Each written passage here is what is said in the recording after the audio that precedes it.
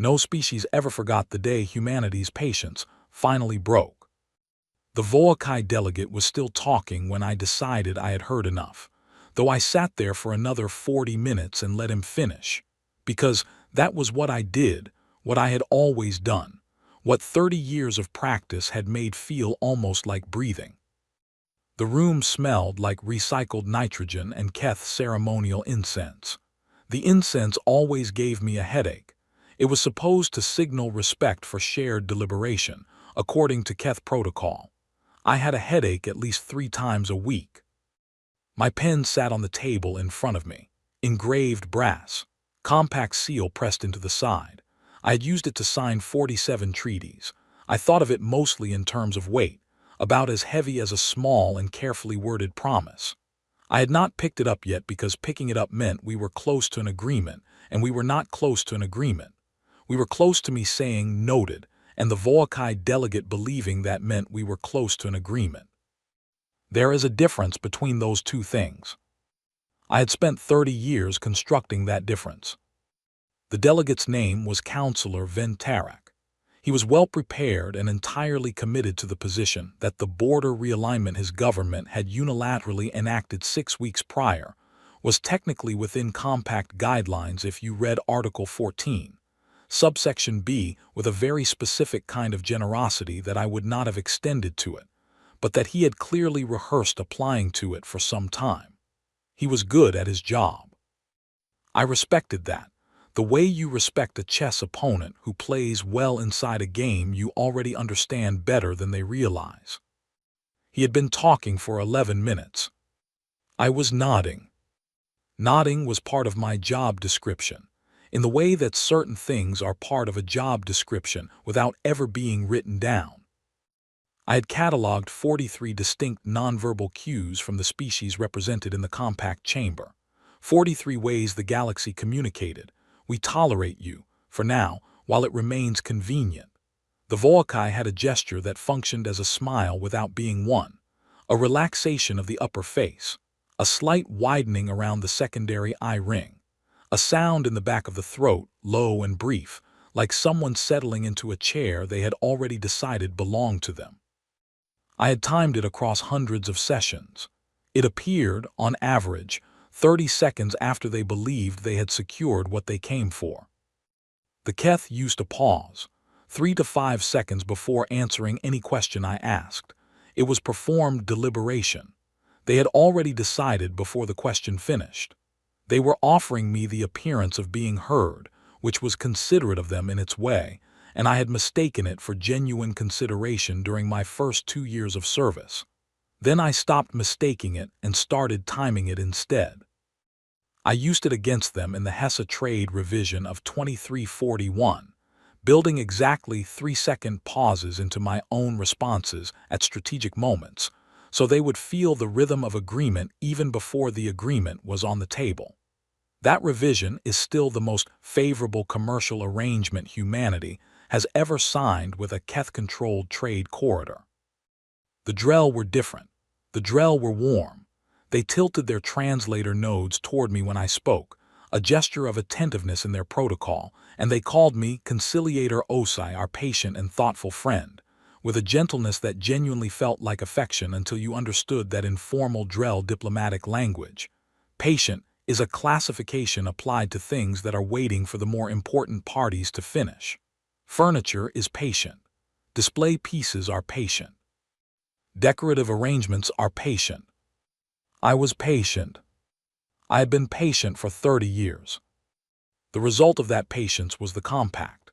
40 species, 8 decades of human diplomatic effort, built first by the people who came before me, and then sustained by the teams I trained, the frameworks I designed, the agreements I signed with this brass pen in rooms that smelled like recycled nitrogen and various kinds of ceremonial incense.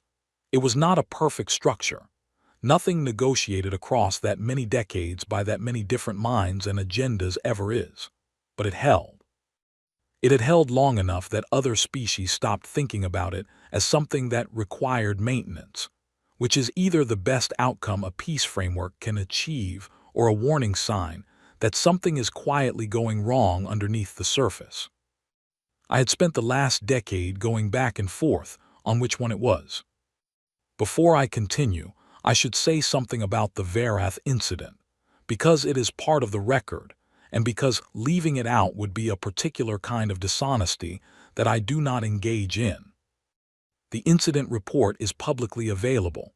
11 crew members, a misidentified vessel signature on an automated targeting system, a weapons discharge that the Volocai Council classified as a calibration error in automated response protocols, an apology submitted under Article 9, subsection C of the Compact Charter, remediation terms negotiated, resolution documented, case closed. I wrote the acceptance of that apology in 4 minutes. I have thought about that number since. 4 minutes to translate 31 years of a human life, times 11 people, into the language of procedural resolution. 4 minutes to take something that will not fit into any document and put it into a document anyway, because the document is what the compact requires, because the compact is what prevents worse things from happening, because prevention is the work, because the work does not stop. I signed it with this pen. I remember exactly what that room smelled like. I have not forgotten it in 23 years. I noted it. I note everything. That is the part of my job description that is never written down, but that has mattered more than anything else on the official list. After Councillor Tarak's session ended that day, 3 communiques arrived on my tablet during the closing remarks. The first 2 were routine. The third was from a Volocai internal diplomatic relay that had been accidentally included in the open compact channel distribution. The error was corrected within 4 minutes. I had already read it. The message said, apply standard pressure. Humans will negotiate. They always negotiate. I filed it. I had 47 messages with similar content saved in a folder that I had labeled, in my personal filing system, simply as noted. Not all of them were accidents. Many I had gathered over years through the particular advantage of being the species in the room that everyone assumed was too polite to be paying careful attention to what was being said about them. I was always paying careful attention. As Councillor Tarak passed me near the chamber exit, he inclined his head in the Volocai way that signals a session well managed from their side and said, "Until next session, Conciliator Osai, our patient friend." "Noted," I said. He left looking very satisfied. I stood in the corridor with my pen in my hand. I turned it over once in my fingers. I thought about the 47 treaties. I thought about the 11 crew members. I thought about the 4 minutes. Then I put the pen in my coat pocket and walked back to my office. There was more work. There was always more work.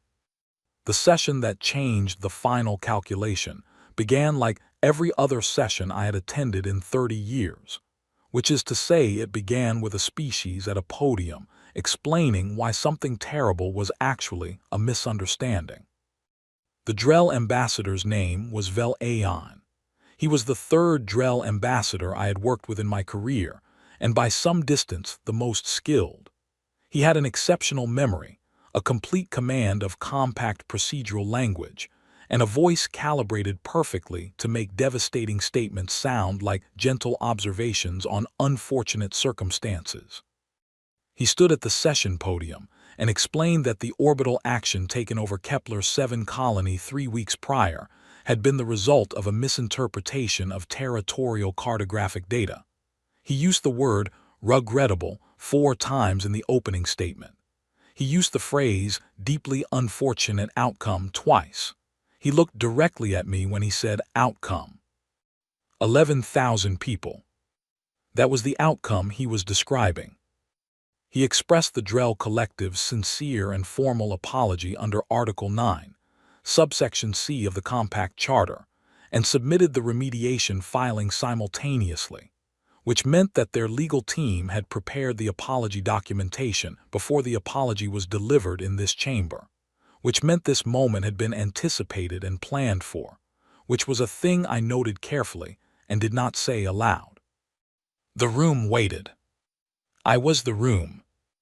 Functionally speaking, the other representatives would follow my direction because they always followed my direction in matters involving human interests, because I was the most senior human diplomat in the compact, and because in 30 years I had never escalated a session to confrontation. My record was clean. My record was, in fact, the cleanest de-escalation record of any senior representative from any species currently active in compact proceedings. This was considered a professional virtue. It was also, I understood sitting in that chamber, the thing that had made the Drell's legal team comfortable preparing that remediation filing before the apology was even delivered. I want to explain the apology economy, because I helped design part of it and I understand exactly how it works. Article 9, subsection C exists because the early architects of the compact understood that incidents between species were inevitable, and that the ability to resolve them without larger conflict required a clear, structured pathway for accountability. That is a reasonable goal. The framework they built was thorough and well-intentioned. What those architects did not fully account for was that structured pathway for accountability would eventually become, in the hands of capable legal teams, a significantly cheaper option than prevention. An apology under Article 9 costs the offending party a diplomatic filing fee, a formal acknowledgement entered in the public record, and whatever remediation terms are negotiated in the follow-up resolution session. In the case of an incident involving a colony settlement, the remediation terms would involve resource transfers, border adjustments, and a formal statement of corrective protocol to prevent recurrence. What it did not cost, under the existing framework, was anything close to what it should have cost. Ambassador Vel Aon returned to his seat after delivering the statement. I looked at my notepad. I looked at my pen. I thought about the 47 treaties. I thought about a folder labeled Noted in my personal filing system. I thought about the fact that I had contributed language to Article 9 26 years ago, sitting in a room with 4 other senior diplomats and a team of legal architects, building the clause that was now being invoked in this chamber as the procedural mechanism by which 11,000 people became a case file with a remediation schedule. I thought about that for exactly the time it took for the room to resettle after Aon sat down. Then I stopped thinking about it and did my job. During the session recess, my tablet showed a message flagged urgent from the Earth Council Liaison Office. The sender was Colin Dre, who served as the closest thing I had to a supervisor, which is a loose description for a role that mostly involved Colin sending messages I would read and then handle without needing his input. He was thorough and well-organized and worked in a building on Earth and had not attended a live compact session in 4 years. He was not a bad person. He was a person who understood the administrative side of diplomacy very well and the human side of it in a way that was still developing. The message had a number in it. I looked at the number for a moment. I placed my tablet face down on the table. I picked up my pen. I put my pen down. I thought about Kepler 7 colony. I had visited it once 8 years before during a compact infrastructure survey, mid-sized settlement, agricultural focus with a processing hub and a small educational complex. The kind of place that takes 2 decades to build properly and another 10 years to feel permanent, to feel like the people there have decided they are staying. I had eaten a meal there. I cannot remember what it was. I remember that the light came through the windows at a particular angle in the late afternoon and made everything in the room look warm and settled. The recess ended. I went back to my seat. Ambassador Vel Aon looked across the chamber at me with the Drell expression that means, "We trust in your established record and your long wisdom and your consistent approach to resolution." I held his gaze. I said that humanity accepted the apology as submitted. I said we appreciated the ambassador's candor and the Drell Collective's commitment to compact remediation procedures. I said we looked forward to the resolution session. The room released. You could feel it happen. The tension that had been sitting in the chamber air went out of it all at once, because I had said what I always said, and the session could close properly, and every representative could return to their offices and send their reports and plan their schedules. I signed the acknowledgement form. I used my pen. I noted the time. Outside in the corridor, I walked to the far end, where a viewport looks out at the station exterior, and beyond it open space. I stood at the viewport for a while. My junior attaché, Owen Marsh, found me after about 4 minutes. He was 29 years old, from a station habitat near Jupiter, and he had very good instincts, which in practice meant he stood beside me at the viewport without saying anything for a while before speaking. "The council is asking for a response to Dre's message," he said. "Tell them I received it. They'll want to know more than that. Tell them I received it, Owen." A pause, then, "Are you all right?" I considered the question.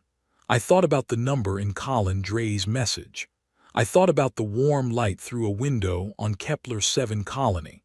I thought about how long it had been since I had asked myself that question honestly and waited for an honest answer.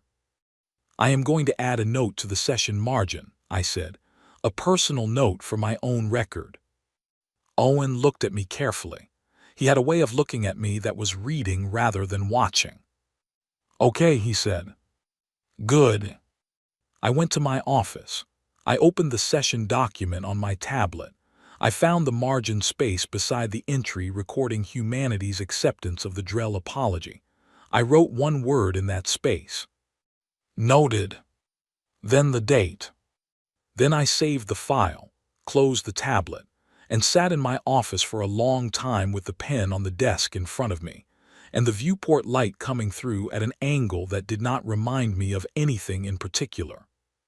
I sat there for longer than I usually permit myself to sit. Then I filed the session document and started on the next thing. 6 weeks after Kepler 7, I was not attending any compact sessions. This was not announced. I did not issue a statement or file a formal leave of absence. I sent Owen a scheduling note on a Monday morning saying I would be delegating session attendance to him for an unspecified period, and that he should handle routine proceedings according to standard protocol. Owen was capable enough that this created no disruption. He attended the sessions. He sent his notes at the end of each day. He answered communiques in my name. He did not ask me questions I had not invited him to ask. The galaxy interpreted my absence as grief. This was a reasonable interpretation, given what had happened at Kepler 7 and the scale of it. Other species process loss differently, but they recognize the general shape of it in others. Several compact representatives sent messages of condolence to the human delegation.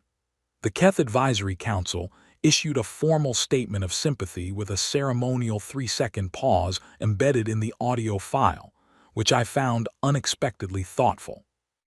The Volcae sent flowers, which they had apparently researched as a human mourning tradition. The species they sent were not native to Earth and smelled powerfully of something between industrial lubricant and overripe citrus. I kept them on the windowsill until they wilted. I was not grieving. What I was doing was something that looks, from the outside, like a large organization quietly reorganizing its logistics. During those 6 weeks, humanity's fleet distribution shifted in ways that were documented in compact administrative filings as supply chain realignment. Several commercial contracts with Drell-affiliated trade corridors were placed under formal legal review, which is a status that means active and binding on paper, while simultaneously meaning we were building the operational capacity to end them very efficiently if the need arose. Civilian resettlement protocols on 14 colony installations were quietly activated and tested, documented as standard emergency preparedness exercises, which was accurate in the way that many accurate things are also something else at the same time. I wrote most of that documentation myself.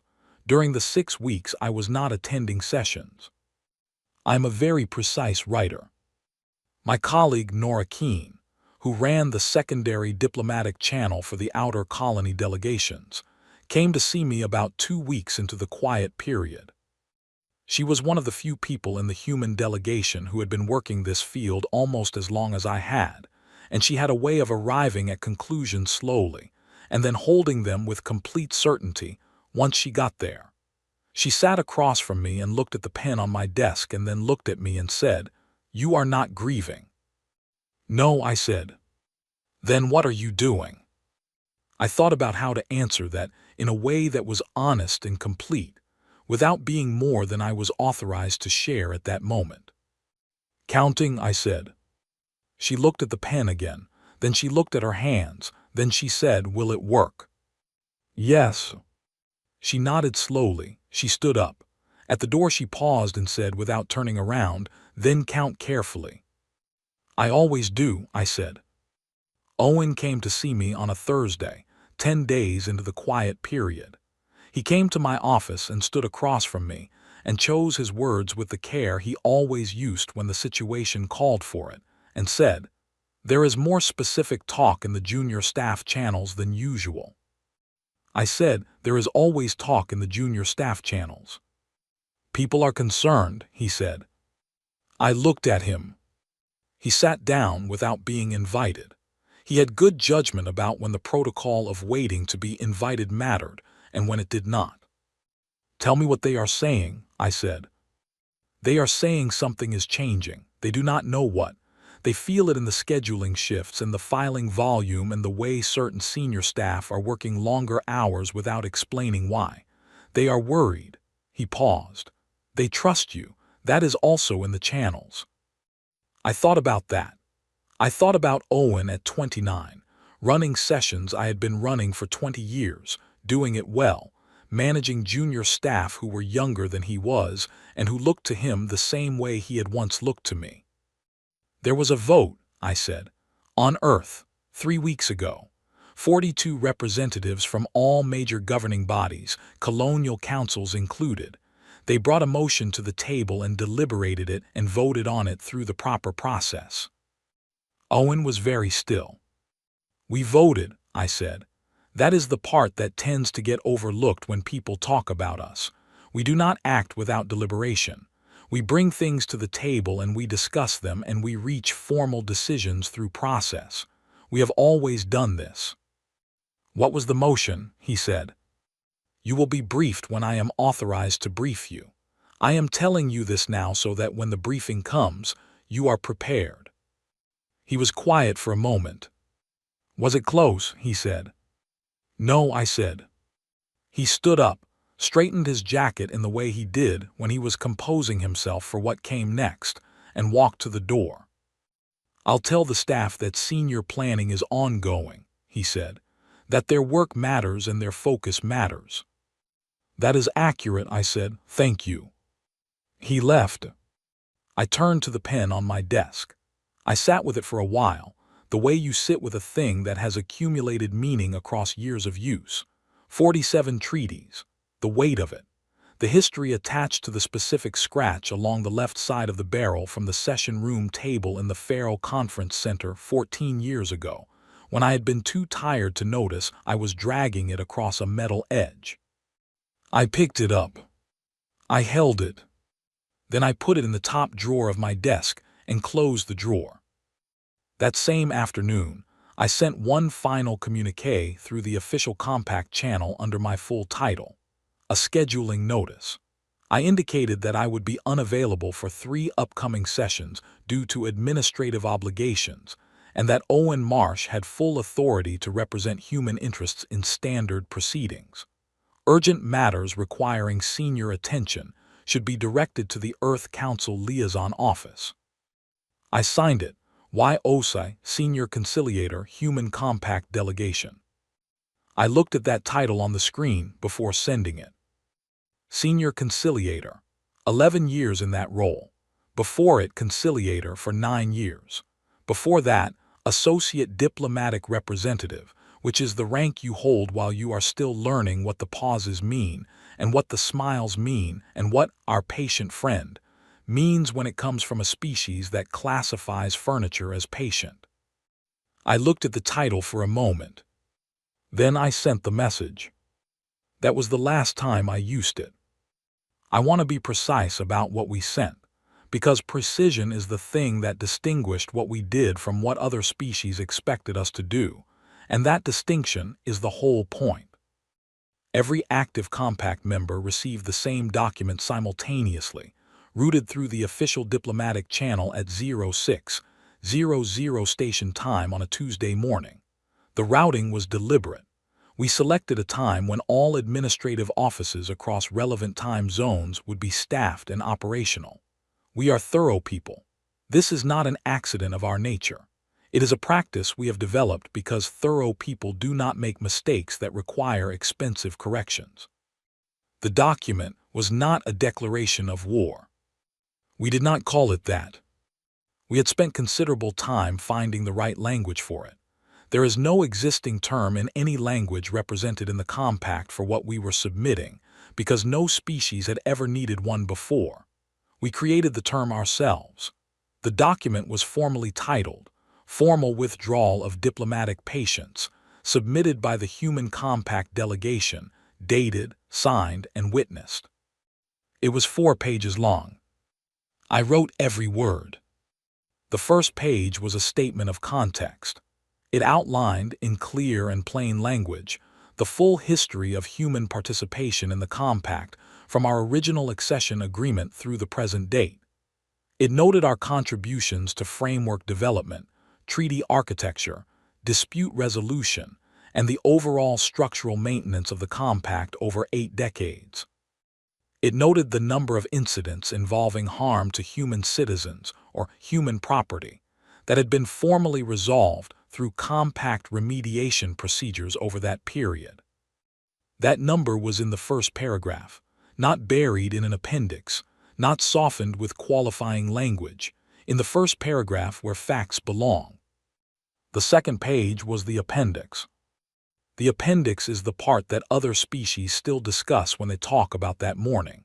Each entry was a margin note from my personal session records, single-line entries dated with a brief identifying reference.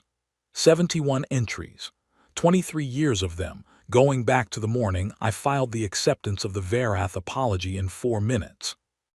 The Varath incident, the Karath border dispute, the Malin trade sabotage, the Hesse Protocol violation, the 3 separate Volcae administrative documents that had described human diplomatic behavior using the phrase predictably accommodating, the 47 intercepted or inadvertently shared communiques, each cataloged by date and source, each containing some variation of the same essential message.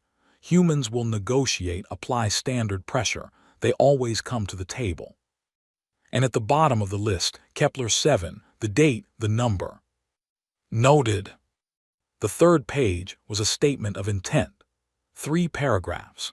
It said that the Human Compact delegation was withdrawing participation from all active dispute resolution proceedings, suspending all pending treaty negotiations, and placing all current agreements under formal review pending renegotiation under terms to be determined by the Earth Council.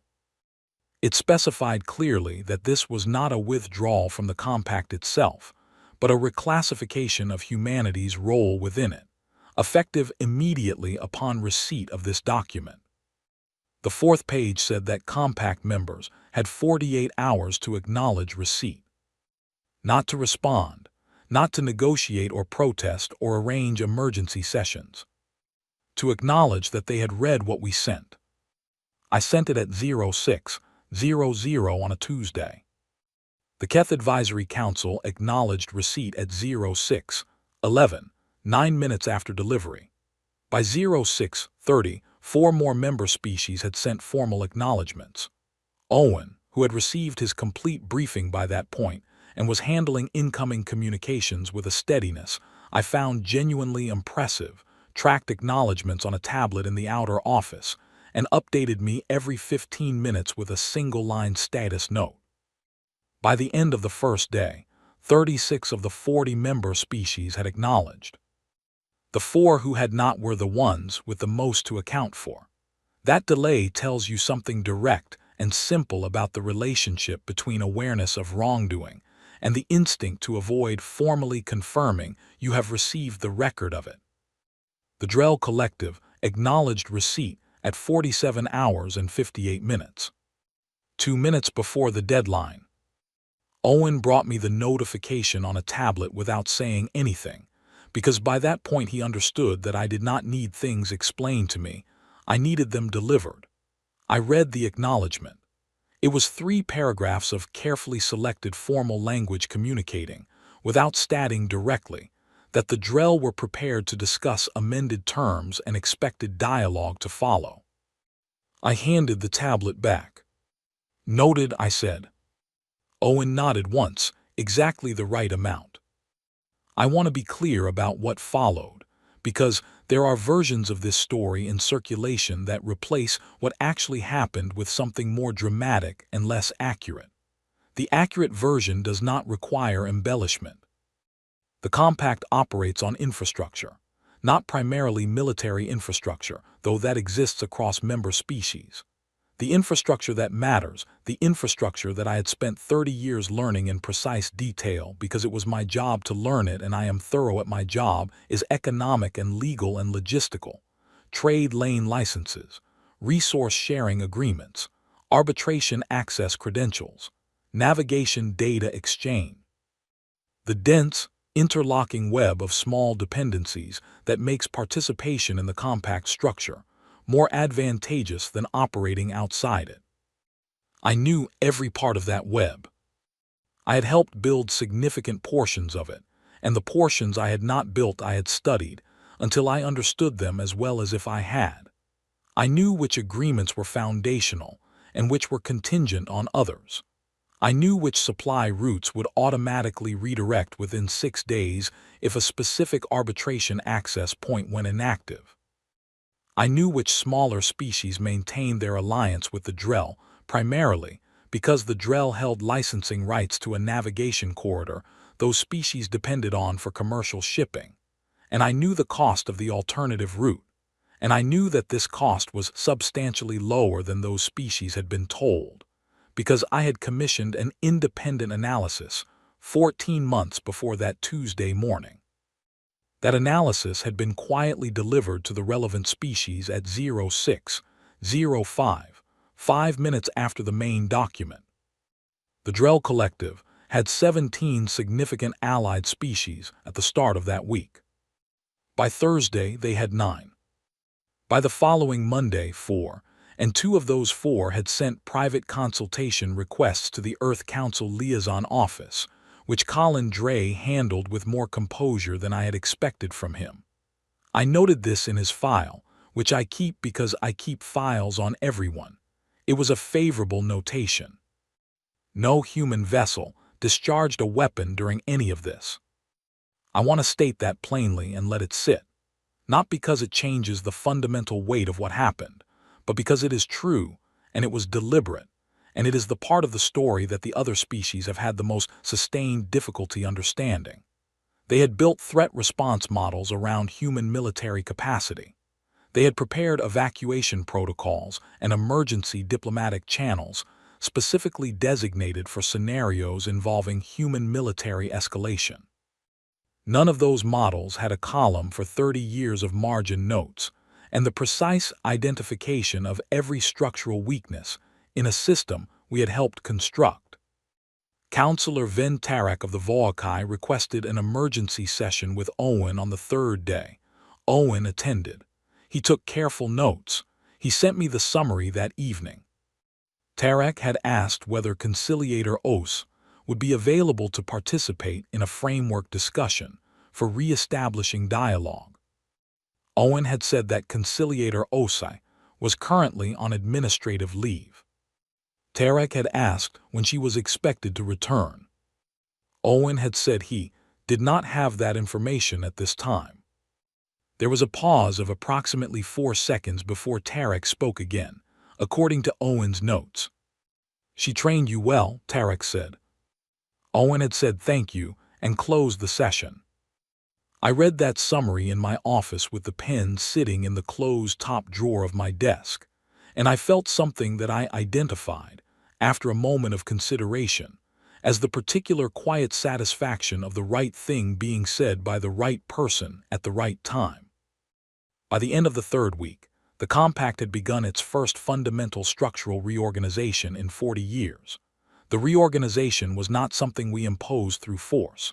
It was something that happened because the configuration of agreements and dependencies that had held the previous structure in place was no longer configured the same way, and systems settle into the shape that the forces acting on them permit.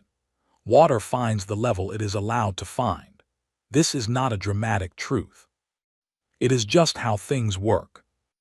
I wrote a note to myself that week, in the personal notebook I keep for things that are not for the official record.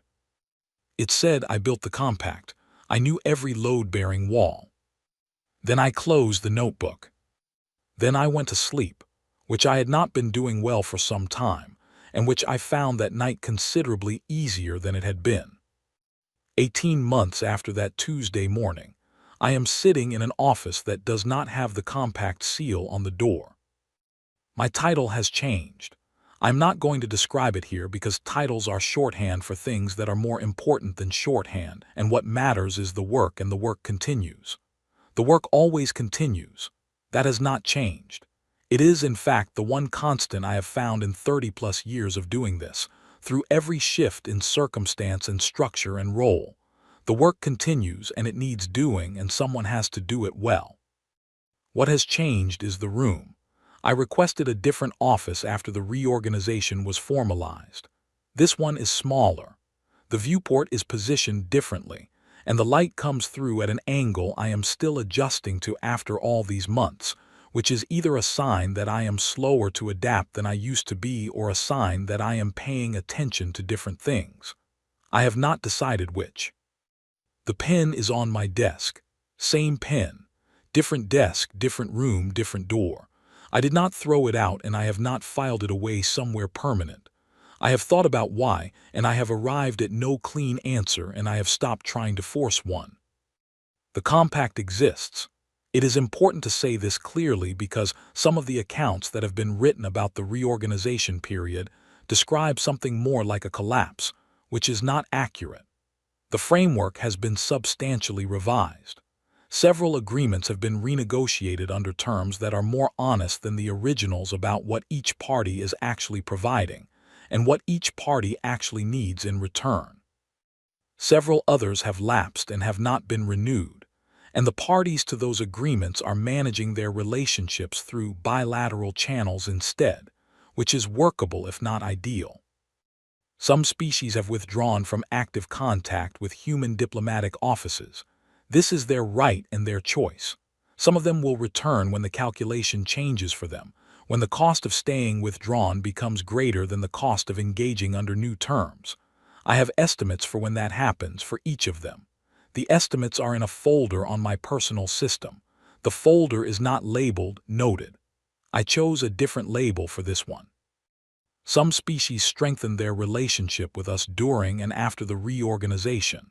Several that had been compact members for decades, but had always remained at the edges of the network, never quite central to anything, came forward during the 3 weeks after the document was sent and requested closer bilateral ties with the human delegation.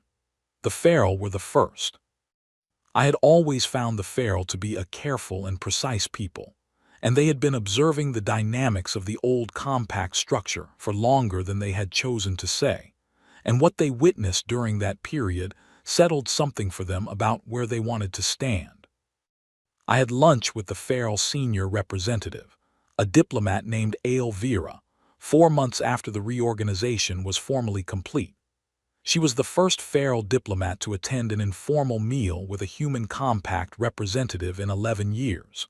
Partway through the meal she asked me, with the directness her species is known for and that I find professionally refreshing, whether I had planned the entire sequence of events from the beginning. I told her that planning is the primary substance of my work. She asked whether I had known it would succeed. I said that certainty of outcome is not something people in this profession are generally granted. I said you build the analysis as carefully as you can. You prepare with as much thoroughness as your resources allow. You make the best decision available to you with the information you have at the time. And then you send the document at 06:00 on a Tuesday morning and you find out. She was quiet for a moment, the feral way, which is different from the Keth pause. The feral quiet is genuine processing. Then she said that her people have a term for what I had done, in their language. It translates approximately as, the patience that was a preparation the entire time. I sat with that. I told her I preferred to think of patience as a form of infrastructure investment. She found this very funny. We finished the meal. I have met with her 3 times since, and each meeting has been productive. The thing the galaxy has gotten most consistently wrong, in the accounts I have read and the conversations I have been part of, is the framing that we lost our patience, that we reached a breaking point, that something in us finally fractured under the accumulated weight, and what followed was the consequence of that fracture. That framing is not accurate. Patience does not snap. Patience is not something that holds until it gives way. Patience is a choice, made deliberately, over and over across time, based on a calculation about whether the cost of that choice is justified by its returns. At some point for us, the calculation changed. The choice we made on that Tuesday morning, and the choice the 42 people made in the vote 3 weeks before it, was not a failure of control. It was the conclusion of a policy that had reached the limit of what it could productively accomplish. We did not lose our patience. We closed the account. The galaxy will continue calling it a loss of patience because that framing is easier for them to hold. It places us in a category of behavior they already have language for. The calm creature pushed past its limit, finally reacting. They understand that story. They have told it about humanity in various forms since our first contact session. The patient species, the accommodating species.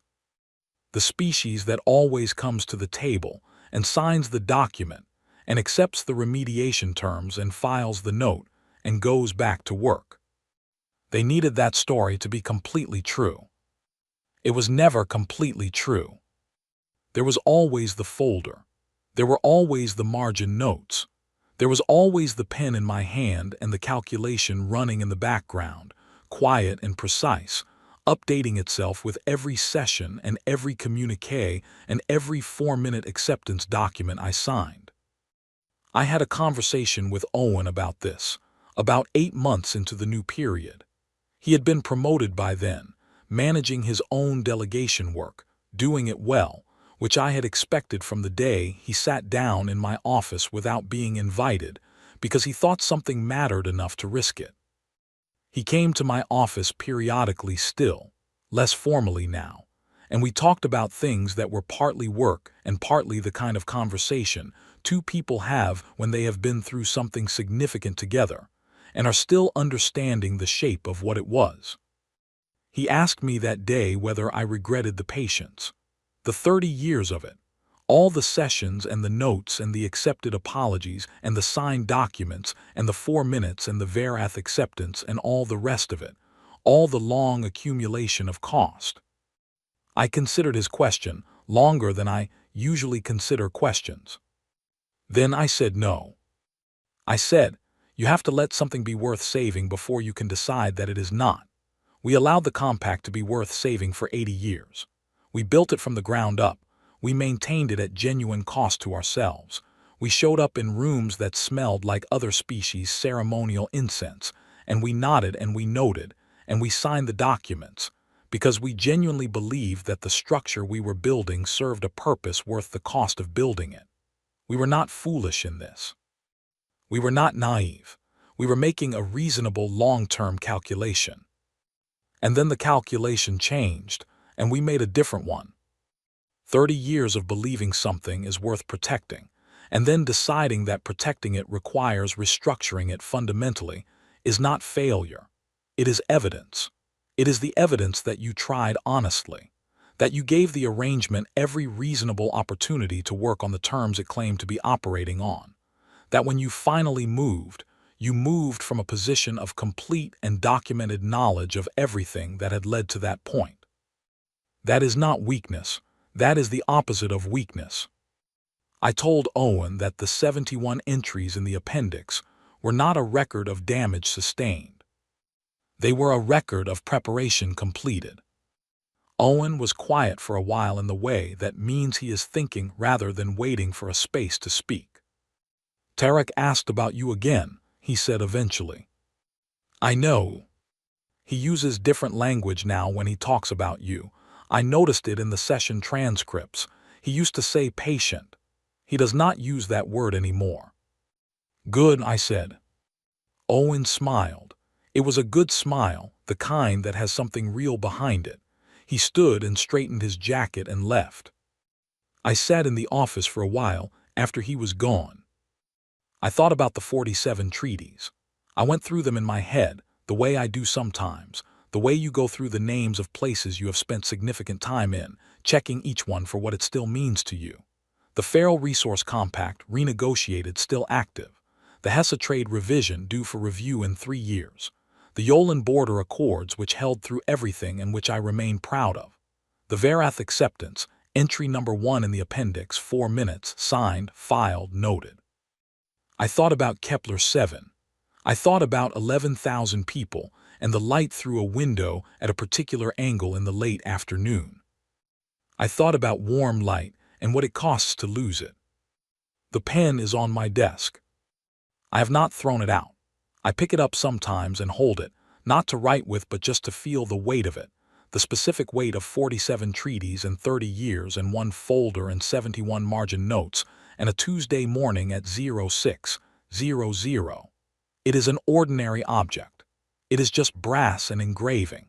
But objects accumulate the history of how they have been used, and this one has been used for the work of building things, and I am not finished building things. On the morning I sent the document, I signed it with my thumb. Biometric identification, the old way humans authenticated important decisions before we developed the tradition of ceremonial pens and engraved seals. Quick, clean, unambiguous. The pen stayed in the drawer. I did this deliberately. I had decided at some point in the weeks of preparation that the pen belonged to a specific kind of work. The work of construction, of good faith negotiation, of sitting across from another species and trying honestly to build something that serves both of you. The work of patience as an investment in a structure you believe in. That work is not finished. I want to be clear about this because I think it is the most important thing I can say in any account of what happened and what came after. The work of building durable things between different peoples across different needs and different histories is never finished. It only changes form. It restructures. It finds new terms, more honest ones, and begins again on a foundation that has had its weak points identified and addressed. There are new agreements in early stages right now. Several of them are the most transparent arrangements I have worked on in my career, specific about costs and benefits on both sides, clear about what happens when terms are violated, designed by people who have read the appendix and understand what thorough record-keeping looks like when it finally becomes relevant. The Feral Agreement is the furthest along. There are 3 others in progress. Owen is handling preliminary discussions on 2 of them, and he is handling them the way I would want them handled, which is to say carefully and thoroughly and with very good notes.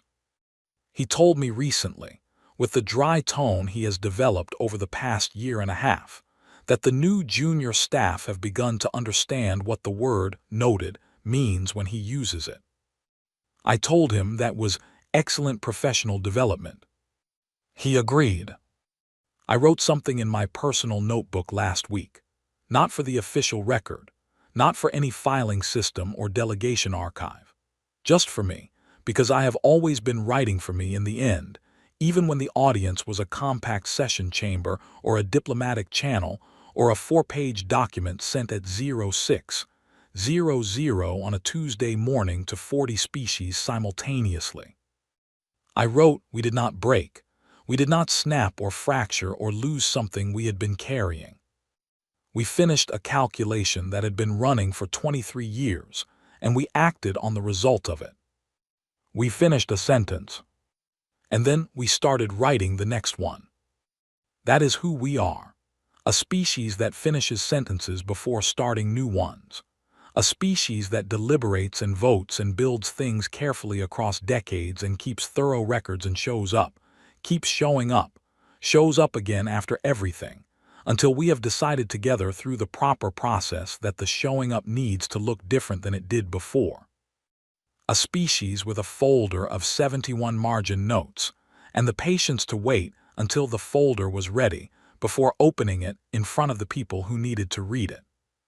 The galaxy thought patience was our defining characteristic. Patience was our method. The defining characteristic was always something else. It was the 30 years of careful work before the Tuesday morning. It was the vote that was unanimous. It was the 4-page document written with precision and sent at the exact right moment. It was Owen Marsh, 29 years old, sitting down in my office without being invited because he had decided something mattered enough to risk the protocol. It was the pen in the drawer, waiting. I put the notebook away. I opened the drawer. I picked up the pen. I went back to work.